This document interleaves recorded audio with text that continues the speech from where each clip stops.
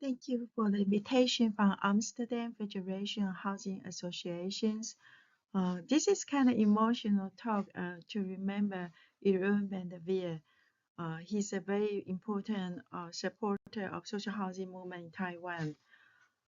I first met Jeroen at the International Social Housing Workshop in Taiwan, focused on Dutch experience in 2012, more than 10 years ago.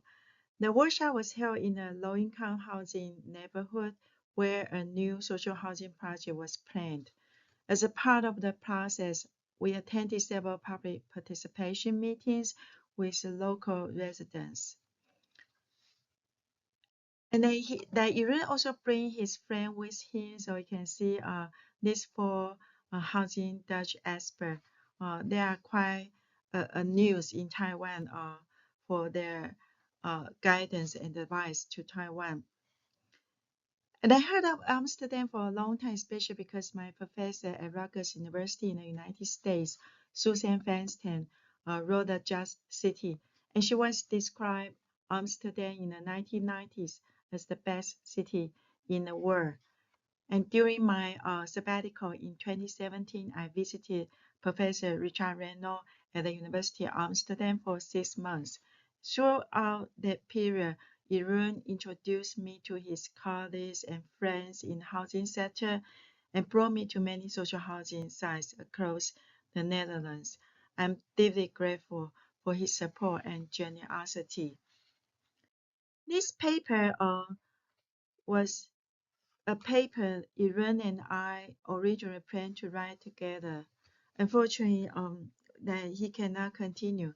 And Chantel is a professor now at National Taipei University, and that we feel lucky to have this paper published in my June journal.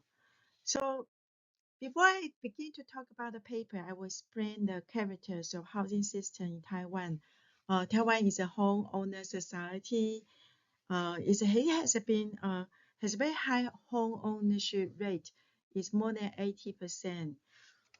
And in government's policy, promote home ownership has been the major goal, and public housing is equal to the housing provided by the state, and it's for sale. And the majority of people who are able to buy primarily middle class people. And there's only 30.5 of this public housing of total housing starts. All the 30.5% of total housing start are public housing. So the government policy do not assist the needy low-income people. This is the situation in Taiwan. So for a long time before 2015, Taiwan only has about 2,300 units of so-called social housing. So the percentage is that 0.08% of all housing stocks.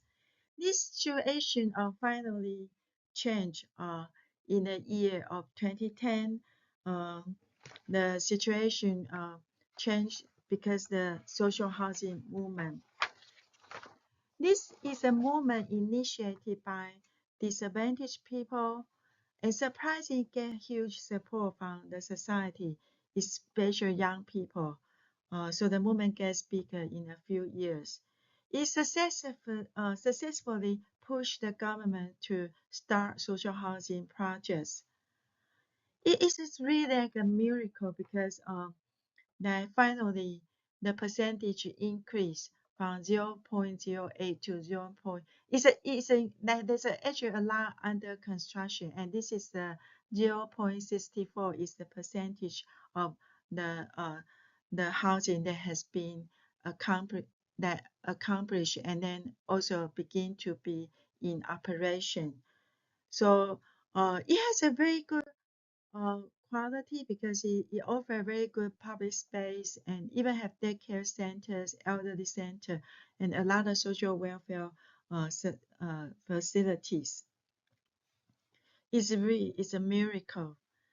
But before social housing movement, for a long time, Globalizing Taipei has been a major goal of the urban planning in Taiwan, and that Taiwan want to be a global cities, and so London, New York, Tokyo were the inspiration.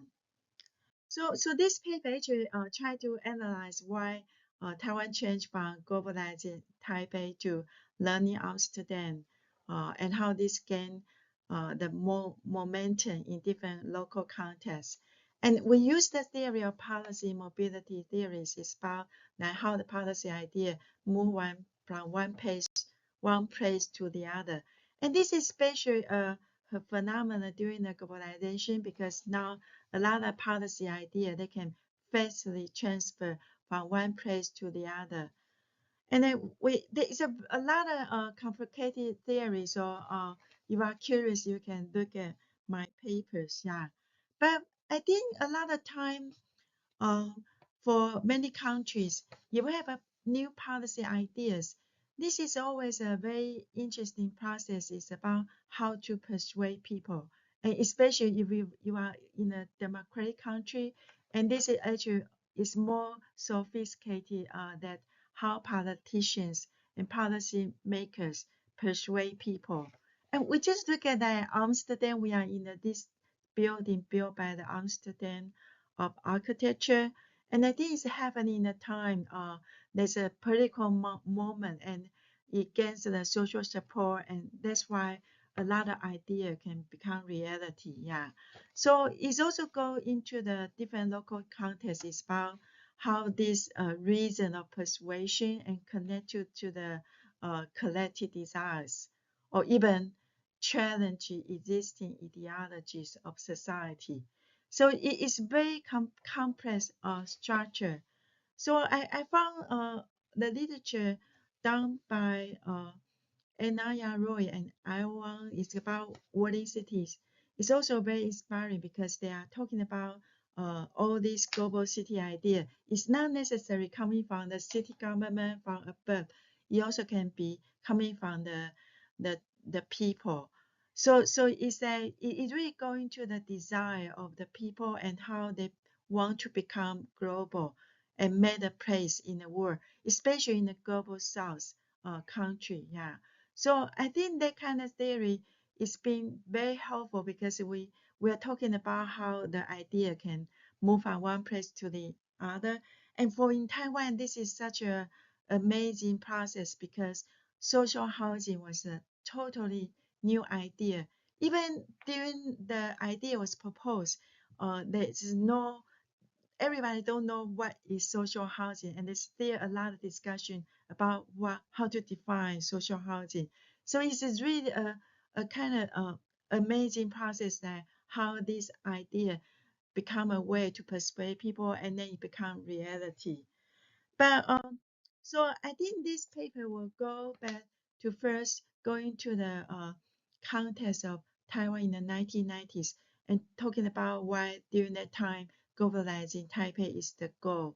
And if you don't know about democracy in Taiwan, you will know the democratization in Taiwan that is happening in a time in 1987 when martial law uh, was lifted, and this also allowed the possibility of the opposition party to be established. So it's the for the first time in 1994, the opposition party DPP was elected as a mayor, and then and you know that DPP has a goal more asking for international recognition in Taiwan. You know, Taiwan is the independent country, but is is recognized by very few countries around the world. So for DPP, there has been pushed the international recognition as a very important goal, and it's also a very strong desire for Taiwan's people to be recognized by the world.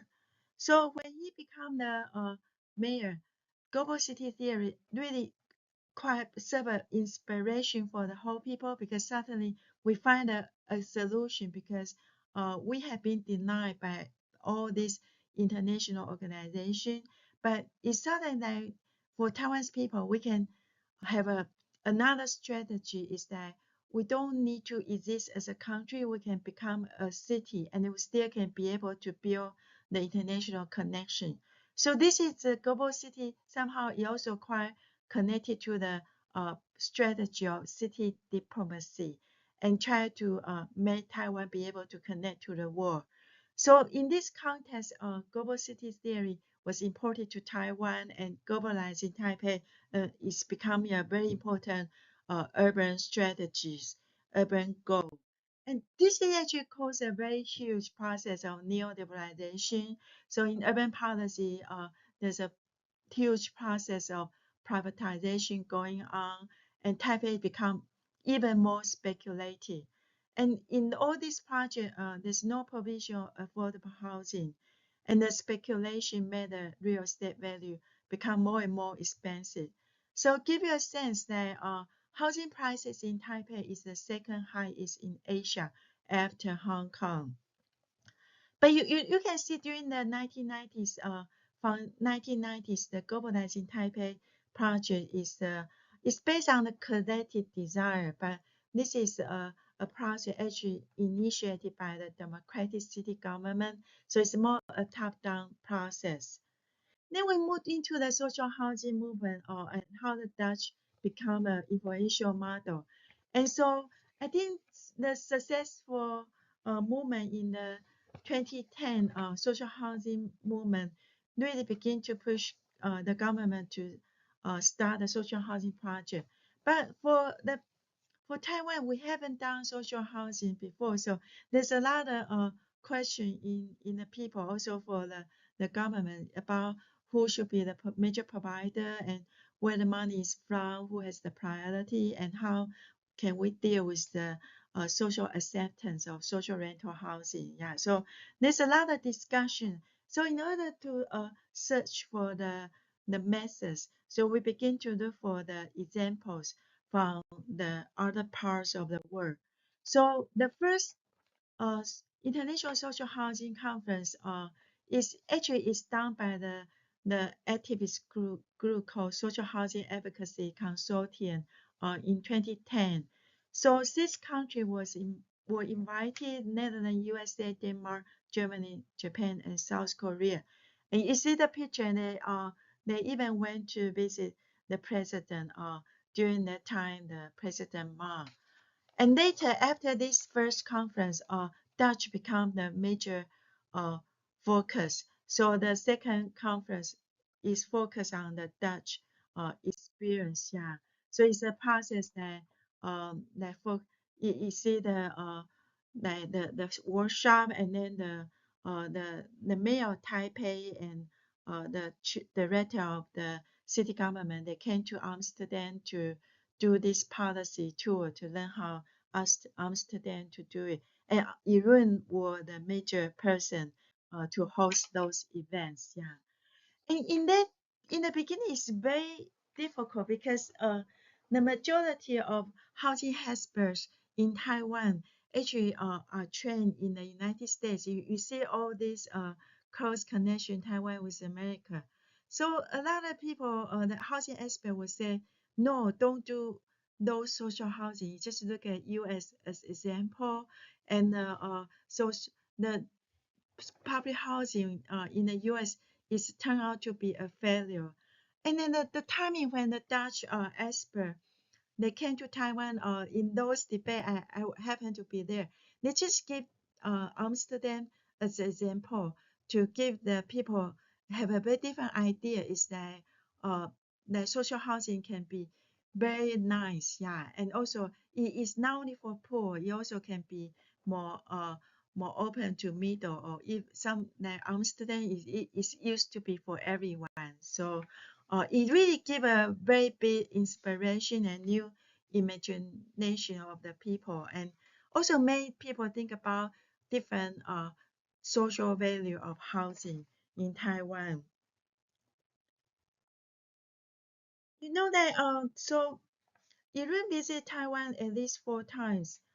He actively participated in policy debates and helped persuade politicians from lower and to the highest level, included to Taiwan's president that President Ma and President Tsai later. And he also supported policy learning tools from government for government officials and advocacy groups uh, to Amsterdam, and he shared an Amsterdam experience, explained how social housing is organized and managed in the Netherlands. Yeah, and Iran's wife Ashimi once told me that during their first visit in Taiwan, they visited a man with a disability and saw the very poor housing condition in which the, the person was living. And Iran was very moved by the man's terrible situation and became very determined to help in any way he could. And I would say that this is a very strong will to help, and this is that very super supported role he has in play and to make Taiwan start social housing. So in this paper, we continue to move on. You know that what Amsterdam has a more than 100 years of social housing experience, and you have a very different social system, ideology, politics, and every kind of context is so different from Taiwan. So you just look at this comparison about these two countries, and you will see this is very different, like totally very different two countries, yeah, and totally two different housing systems. If you are interested, you can go into details to see the comparison, yeah. But we just want to say that unfortunately, in for Amsterdam, in the 80s, there's a process gradually. The Netherlands they begin to have a process of neoliberalization, and there's a decline of social housing like from 40% to 30%. Yeah. So this also happened in like in the Netherlands.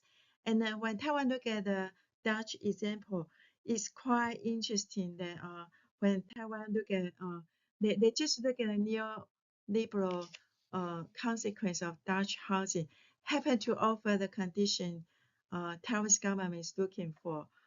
Because we has been done so little on the housing sector, and government is really so afraid of the responsibility. So the Taiwanese government is looking for the financial sustainability, and that's government. Yeah, so this is the unfortunate situation in Taiwan. So our paper actually tried to make a few contributions to talk about the process of globalizing Taipei in the 1990s and how they changed to Amsterdam as a new model. And we do see that that references in Taiwan has been used as a strategy, and they are able to mobilize the urban projects in Taiwan. And you do see that all this literature about global cities or policy mobility, actually they hardly mention the factors called geopolitical factors. Yeah.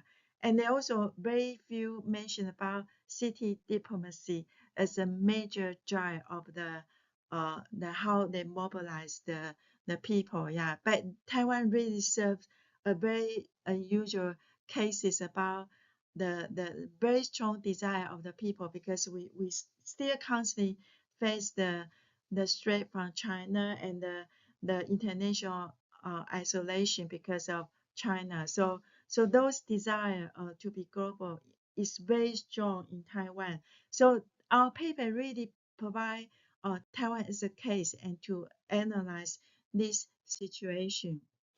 Then, in terms of the literature on East Asia, there's a lot of efforts try to analyze the urbanization process happening in East Asia.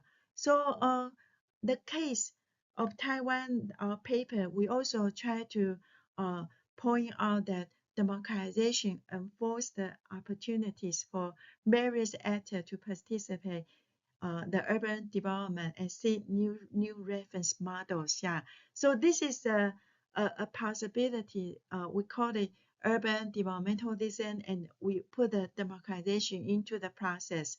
So from globalizing Taipei to the Learning Amsterdam, you will see the first time the 1990s is more a city diplomacy strategy and still is a top-down process, even is we already enter the process of democratization. But it's interesting in the 2010 the social housing movement is actually coming from the bottom-up forces.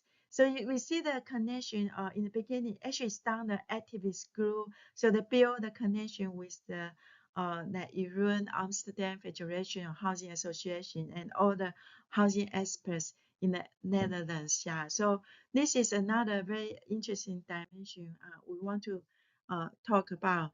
Then the final conclusion is we do find that, of course, it's impossible to copy Amsterdam, that you have 100 years of social housing experience. So if the process is selective and Amsterdam serve only as a inspiration, yeah. But we do also see the process of neoliberalization happening in the Netherlands and Taiwan. So both Amsterdam and Taipei continue to face challenge of affordable housing shortage and housing shortage. Yeah. So in conclusion, I really want to mention that how important Yi-Ling is, because in the early years, Taiwan social housing movement progressed slowly. That is quite that it faced a lot of obstacles. Yeah, because social housing was still a completely new idea, but Yi-Ling's commitment, his willingness to stand with activists through the most difficult beginnings is his will to help, assisted to make the impossible possible. So over time, I would say this is really a miracle of Taiwan. So thanks to Jeroen. So the following, I have about 3 minutes short clip. The two housing activists and one of the activist Zhang Sangshu. Now he worked for the government. So actually 1 minute talk is quite difficult. So first talk is by Sangshu. Hello everyone. In Taiwan's journey to develop social housing, Dr. Jeroen van der Veer has a very special place. Since his first visit in 2010, he traveled to Taiwan 5 times, dedicating his expertise to help launch our modern social housing program. At the time, the concepts introduced, like mixed income communities and long-term financial frameworks, were new to us. Today, these ideas have become the fundamental principles guiding our housing policy. He didn't just talk theory, he led experts into our communities to see firsthand how families lived. We remain deeply grateful to Yuan and to the AFWC for sharing a legacy that continues to inspire our work today. Then the next one is done by the CEO of the tenants organization. 这是送给好友尤龙的感言。他是一位充满热情跟理想的学者跟实务专家。从2010年开始，他4次应邀来台湾，参与各级政府的社会住宅推动，分享荷兰的理念、制度跟经营的经验，启发台湾团队参与亚洲论坛，分享台湾的经验。2018年，台北市政府柯文哲市长率团到欧洲考察社会住宅，更是由尤龙亲自接待跟导览。可惜尤龙英年早逝，但他长期陪伴台湾走过社会住宅最艰辛、关键的初始阶段的这份贡献。台北市政府特别将一处新落成的社会住宅活动中心用他的名字命名，让这份跨国界的情谊能继续在台湾的社会住宅社区延续。感谢尤龙跟多位荷兰的友人曾经在台湾土地上播下社会住宅的安居种子。